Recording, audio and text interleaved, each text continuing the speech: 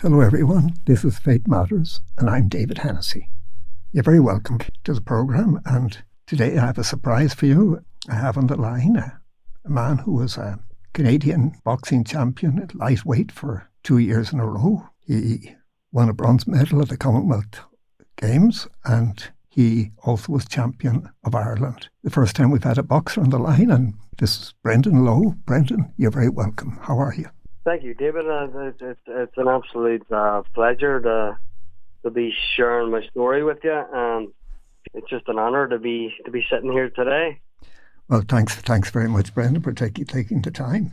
Brendan, tell me, why don't you tell us your story, starting wherever you'd like to start? Oh my God, where do I start? Gee whiz. I'm 60 years of age now. I can remember back to my early years growing up in Ireland, in West Belfast, during the Troubles.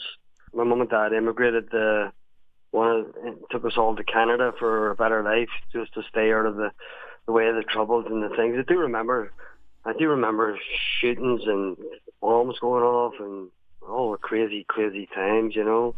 But mum and dad decided to emigrate to Canada, so we arrived in Canada in 1976, September 2nd. I remember clearly leaving my Granny Russells in Ardoyne. They were a big part of our life in our younger years. My brothers, Paul, Joe, Paddy and Ciara. My Granny and Granda Russell were big assets in our life. Growing up in West Belfast, and my mummy was from Ardoyne, and we were always over in Ardoyne, 55 Highbury Gardens. I remember the address so clear. And some precious fond memories of Ardoyne and my Aunt Kathleen across the street, and just growing up there. And I remember getting into Michael O'Neill's black taxi, and that was us off to Canada, up to the airport, and away we went. Yeah, we actually stayed in a hotel for 2 weeks, big fancy hotel. Mum we a good lot of money in. They sold the house and sold everything up, so we spent 2 weeks in a hotel, in a big fancy hotel, the Waldorf Astoria Hotel in Toronto. And then we moved to Sarnia. We were all put into school, and then my dad introduced me and my two brothers, Paul and Joe, to the boxing scene, the amateur boxing scene of Canada and the province of Ontario. And oh my God, David, it's a whirlwind. Just how life passes you by in a blink of an eye. You just don't. We started boxing in our town from Sarnia. Sarnia's population back then was about 100,000 people, and we really hit the ground, and it was absolutely brilliant. It was all over the papers. Lowe brothers, the Irish Lowe brothers. Hit Sarnia by storm, and I seem to be really excel at a younger age, and I was unbeaten for a load of years, and I went on to win the Canadian title in 1980 and 1981. I was champion of Canada. I was on the same team. Lennox Lewis was one of my. Me and Lennox Lewis shared the same room together. Lennox was a big gentleman, and a couple of the other guys there too, Dan Sherry. We had a lot of great times. We were traveling the world, fighting for Canada, and just amazing journey. But in between all that, there, my mum and dad had moved back and forth. They wanted to move home to Ireland, and then we all moved home, and then we all came back out to Canada. They were just unsteady. I think they probably just missed the home life. But, of course. So being Canadian champion, I was fighting all over the world, and Sweden, Finland, Denmark, all over America, fighting against the States, and being in the hometown of Sarnia, where it was sort of renowned back then that the Lowe brothers were in town, and you know the three of us had took off really, really well, and then we ended up moving home to Ireland in 1984-85, and I ended up entering the Ulster Seniors. I won the Ulster Seniors, and I got voted the best boxer of the tournament. I went on down that year, and I had 4 fights to win the Irish seniors.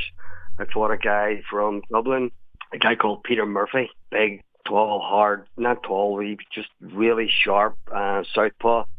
And I remember going out and you know, fighting a dub in Dublin, in his hometown, for the Irish senior title. David, you know, I needed to knock him out to win, and what a fight! Gee whiz, I got awarded the decision on a 3-2 split decision. It was a close fight, but I thought I'd done enough to win, and I ended up getting a decision. It so happens that I was about 15, 20 years later. I'm out with my girlfriend, a girlfriend in Tenerife, and I see this guy across the pool, and he had all these tattoos of boxing gloves on. So I went over and asked him, "Yeah, I see you do a bit of boxing." And yeah, from the gym in the club. I said, "I boxed a guy in 1985, Irish senior fan," and he says, "You're not Brendan Lowe, are you?" And I went, "Yeah." He says, "Peter Murphy." I couldn't believe it. You know, you go to the other end of the world, and there's Peter. So it was good. Peter's a great guy, a great fellow. We're still friends today and keep in touch regularly. So I then went on the following year, David, and I was boxed in Commonwealth Games. I had three fights to win the Ulster Seniors that year, and I actually didn't win the Ulster Seniors. I got disqualified. A guy called Jackie McCluskey. The referee had said stop, and I was continuing a punch, and I continued on through. He went down on one knee, and he could have got up again. And his corner told him to stay down. So he stole my. I would have been the first one ever to win 3 titles, 3 different years in a row, at 3 different weights. But I had to have a rematch. It was the year of the Commonwealth Games, and I had to fight him again once, and I fought him first time. I beat him convincingly, and then they says, "Right, you're going to have another one." So I had another fight, and then that was me. I won again, and that was me off the Commonwealth Games. And I got a bye in the first round, and then I met a guy from Scotland, a guy called Jim Pender. He was a screw in Barlinnie jail, and I won that fight, and that was me into the semi-finals, and I came up against the world number 2, Hard Grant, the Canadian. I knew Hard from when I lived in Canada. Classy boxer, just totally outclassed me, and he went on to win the gold medal that year. And then I came home. I had another couple of fights. I sort of lost interest not lost interest. I lost that. You know that inner feeling you have when you're at the height of your career, and you just nothing, or nobody's going to stop me. The training began to slack a wee bit, and you know that we saying half measures avail of nothing, especially fighting at international level, and you're fighting for your country, and you're fighting all over the world. You have to be in the best shape, and your mind has to be in the right frame of mind. Of course. And then and for fighting all over the world, you're representing Ireland. So I had met my ex-wife at the time. I'm not going to really go. We got married, and we went on to have 3 beautiful children. Brendan, who lives out in Dubai now, and he's there 10 years, and he's married to Olivia, and he has my wee granddaughter, Sophia. And then I have my daughter, Joanna, who is 37. And then I have Patrick, my youngest son. He has two boys and a wee girl. And I have another son, my ex-partner, and Lewis Lowe, and he is just me and him are like best mates. He's a great kid.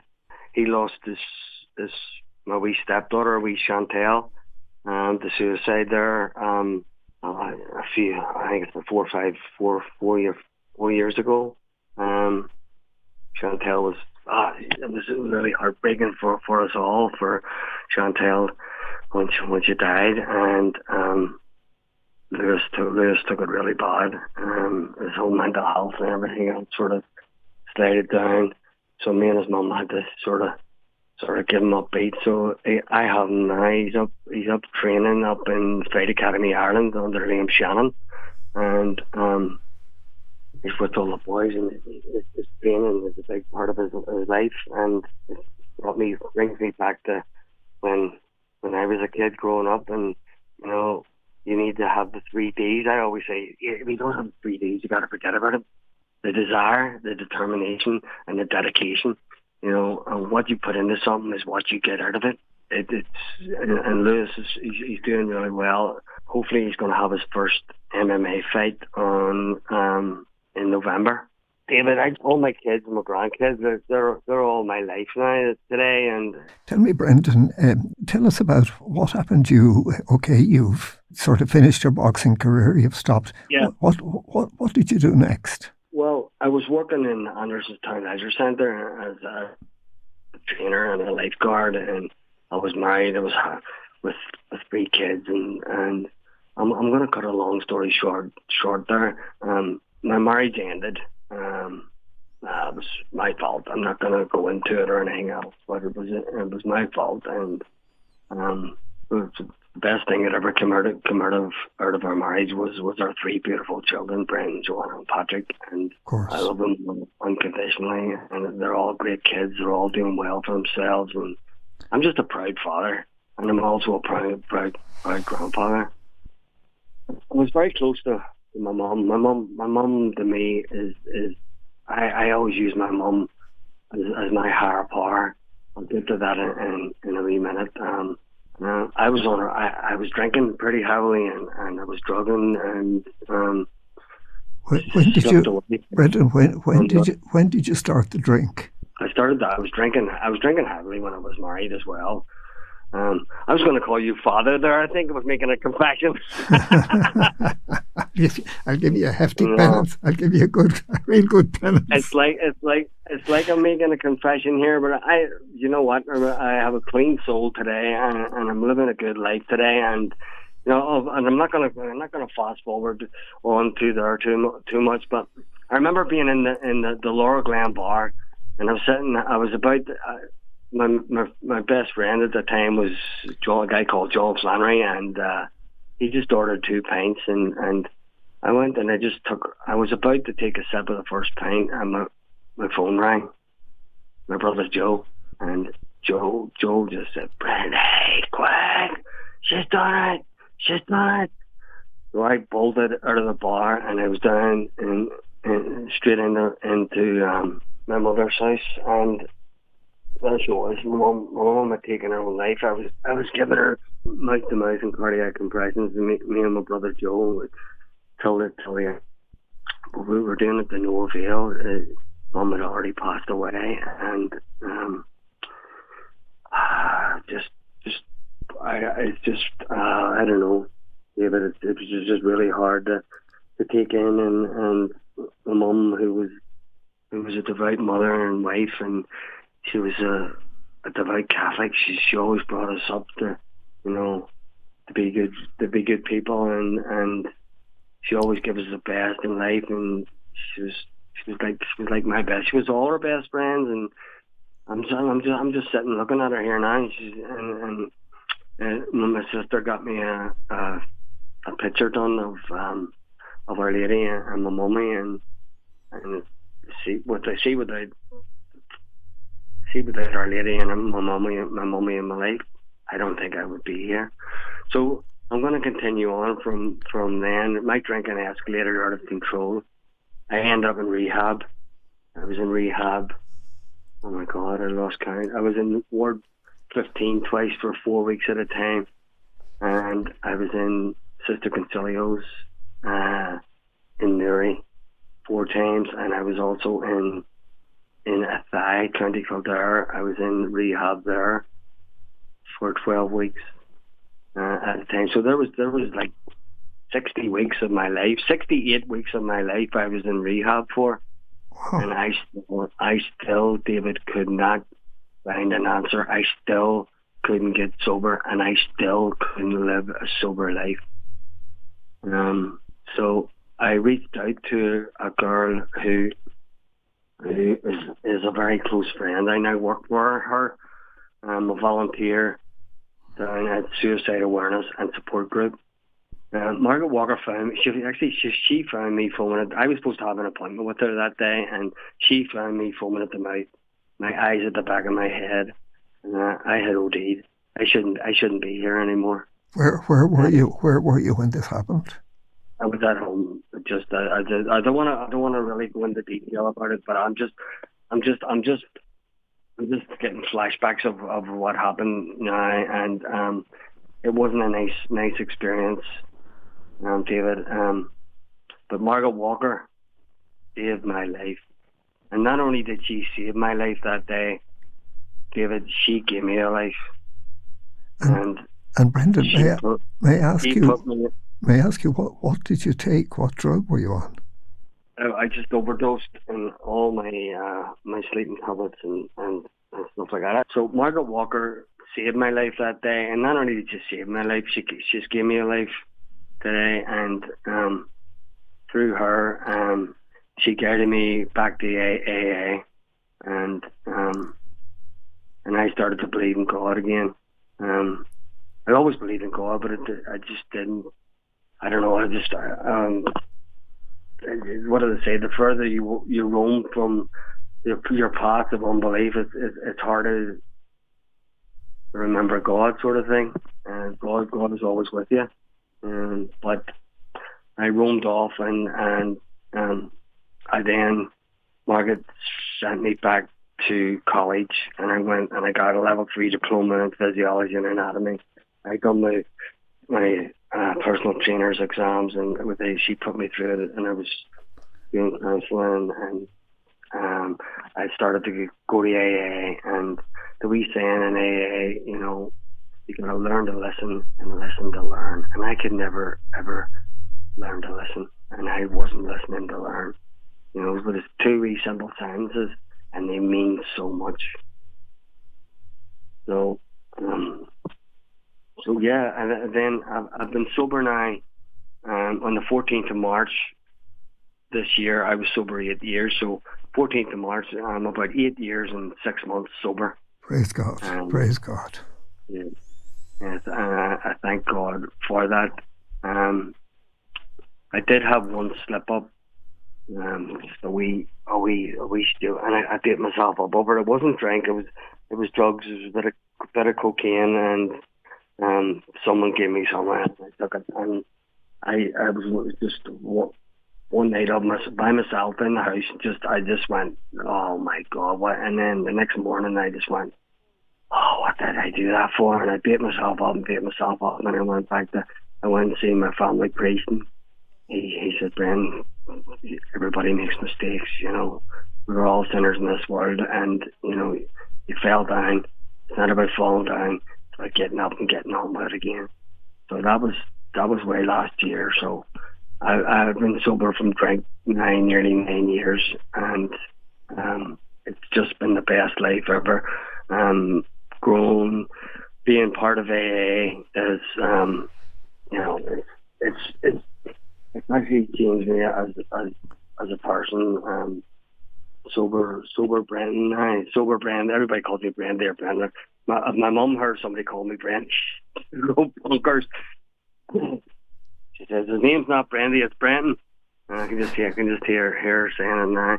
But Margaret Walker and her team, there's Susan, Jean, Wee Joe, Rosie, and Margaret Lismore. I'm now part of that team. It's now, today we're all going down, and it's World Mental Health Day today, and so we're going down to the office here, and we're doing a wee thing. We're giving out bracelets, and Margaret's going to do a talk, and we're going to be there. So it's good to be a part of a different organisation. Margaret has me going into schools and talking to kids in schools all about my journey about what it used to be like and what it was like and what it's like today, sort of thing. And it's just an absolute miracle, David, that I'm still here today. My brother Joe, Joe always says to me, he says, Brendan, you were like a beaten target on the ground and you were stomped on that many times. I can't believe what I'm seeing. You know, more or less, it's just an absolute miracle. And so from then, I just keep myself, they tell you in AA, you know, many meetings make it possible, and few meetings make it impossible. So I had to hand it over to put my trust and put my whole heart into God, and because if I put my whole trust and my whole heart into God, He's gonna keep my path straight and keep it. Hopefully, there's no distractions and things. You will get wee distractions and wee layoffs, and temptation will come your way, and you will make mistakes, and you will do. But as long as you believe in God and you get back on the right path again. That's true. And Brendan, what would you say to somebody listening in who has a problem with drink? What advice would you give him or her? Someone who has a problem with drink and drugs or a problem with addiction, they need to hand it over. They need to go and seek advice. They need help. They need help from should it be drugs? Should it be drink? There's AA, there's NA, there's rehab, and you know all the AA groups, the NA groups. You know, there's a 12-step recovery program, and going through your 12 steps. You know, step 1 is admitting you're powerless over alcohol and your life becomes unmanageable. I admitted that right away. And step 2 and 3 is handing that power over to a God of your understanding, that He will help you stay sober and help you on the right path. And then 4 and 5 is sitting down with somebody who you trust to sponsor. When I done my steps, I actually done my steps with a priest. We follow a priest called Father Rory Sheekin, and he was absolutely brilliant. I spent nearly a year with him, and he took me through the steps of recovery. There's a lot of things in there where you don't want to talk about, things that you've done wrong in the past to hurt other people, and things that you maybe can't disclose or are afraid to disclose it to somebody else. And you have to hand over your whole trust and your whole will over to a person that you know that you can trust with your whole heart and soul. So I couldn't think of anybody better with the priest. And then going through the rest of the steps 6 and 7, humbly asking God to remove all your defects of character. 8 and 9 is making amends to people you had hurt in the past. 9 and 10 is through prayer and meditation. And 11, and then 12 is going out there and helping other alcoholics achieve sobriety, because you're not the person you used to be, but you're on the road to being the person that you're meant to be through constant thought of other people. But you cannot think of other people unless you think of yourself first. So you need to get yourself right before you can try to fix anybody else. Because if you're not right, the whole world around you is not right. And the only way that I can think of that you can make yourself right is by handing over the power greater than yourself to restore your head back to sanity. Step 2, God, good. What did I say? God, good, orderly direction. Believing in God has helped me tenfold. I can't believe that I am where I am today, and I only am where I am today is because God's looking after me, because I've trusted in Him. And well, Brendan, look, I'm afraid our time is up, and that was quick. It goes by quickly, doesn't it, Brendan? And it does, all right. And it's really been a joy speaking with you. It's been an honour to be asked to share my story, and just like to thank you all for listening to me. Hopefully I got something over there. I don't know if I probably wandered off a wee bit and down different roads, but I think God has let me say the right things, and thank you, David, for having me, and also thanks to Patricia and Caroline. We're blessed, Brendan, and again I want to thank one more we saying, David. I always say, stick with the winners. Stick around people who are like-minded like yourself, and you'll go a long way. That's very good advice. And again, thank you so much, Brendan, and look after yourself. And I look forward to continuing next week. And take care now, and God bless you. And thank you, David, for having me. You can listen back to this program and previous programs on my podcast, Finding Happiness. You'll find it on YouTube and Spotify. For now, good night and God bless.